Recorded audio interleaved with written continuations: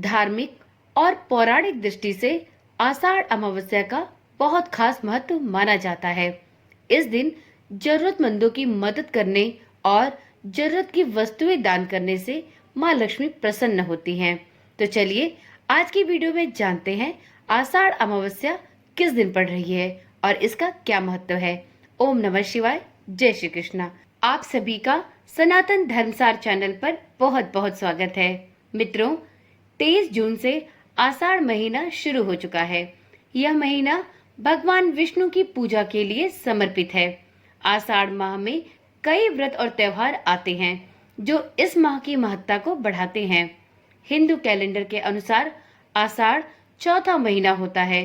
इस महीने में भगवान विष्णु की पूजा करने से घर परिवार में खुशहाली बनी रहती है।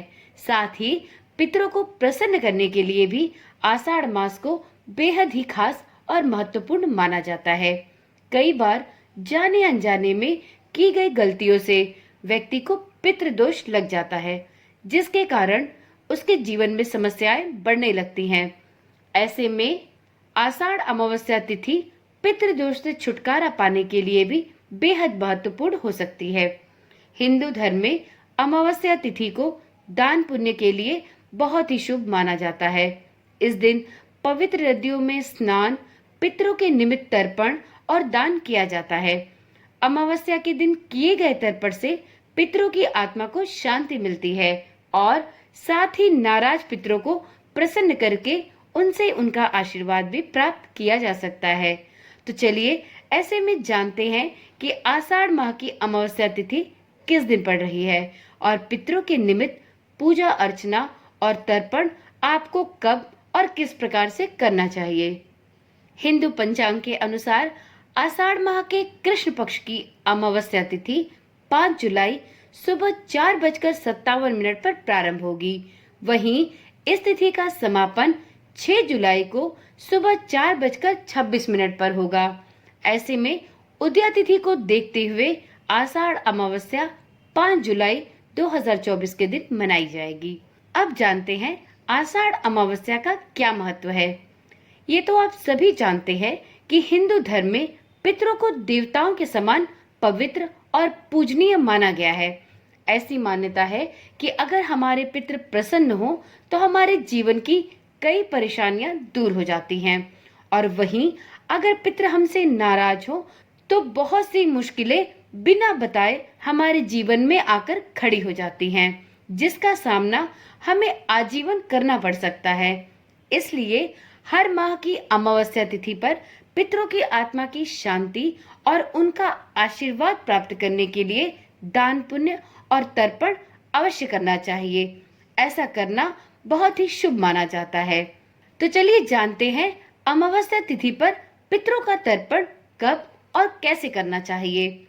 तो पितरों का तर्पण करने के लिए सबसे सही समय प्रातःकाल यानी सूर्योदय का होता है। सूर्योदय के समय स्नान ध्यान करने के बाद पितरों का तर्पण करना चाहिए। पितृ तर्पण के लिए सफेद पुष्प, काले तिल और कुश का उपयोग अवश्य करना चाहिए। पितरों का तर्पण सदैव दक्षिण दिशा की तरफ मुख करके किया जाना चाहिए। इस बात का विशेष रूप से ध्यान रखा जाना चाहिए। तर्पण के दौरान पितरों का ध्यान करना चाहिए और उनसे अपने और अपने संपूर्ण परिवार के सुख समृद्धि की कामना करनी चाहिए। अब वीडियो के अंत में जानते हैं कुछ ऐसे विशेष उपाय जो कि यदि आषाढ़ अमावस्या पर कर लिए जाए तो पितृदोष से मुक्ति मिलती है, साथ में सफलता के मार्ग प्रशस्त होते हैं। व्यक्ति अपने जीवन में दिन प्रतिदिन आगे की ओर अग्रसर होता है, और यदि पितृदोष उसके जीवन में घर कर गया है तो भी इन उपायों को करने से व्यक्ति और व्यक्ति के साथ ही संपूर्ण परिवार पितृदोष से मुक्ति प्राप्त करता है। तो चलिए देर किस बात की, फटाफट देख लेते हैं कि ये कौन से कारगर और चमत्कारी उपाय हैं। तो मित्रों, पितृदोष होने पर व्यक्ति के जीवन में समस्याएं बढ़ने लगती हैं और बने बनाए कार्यों में भी बाधाएं आने लगती हैं। ऐसे में सभी सदस्यों को बराबर मात्रा में सिक्के लेकर उनका दान अवश्य करना चाहिए। यदि आप इस उपाय को करते हैं तो आप देखेंगे कि ऐसा करने से आपके संपूर्ण परिवार पर से लगा हुआ पितृदोष दूर हो जाएगा। इस उपाय को इस आषाढ़ अमावस्या पर अवश्य करके देखें। साथ ही अमावस्या तिथि पर कौवा, कुत्ता और गाय को भोजन खिलाना बिल्कुल भी ना भूलें। इसके साथ ही पीपल या बरगद के पेड़ पर आषाढ़ अमावस्या पर जल अवश्य अर्पित करें, परंतु इस बात का विशेष ध्यान रखें कि पीपल या बरगद के पेड़ पर कभी भी शाम के समय जल नहीं अर्पित करना चाहिए। इससे पितरों का आशीर्वाद आपको नहीं प्राप्त होगा।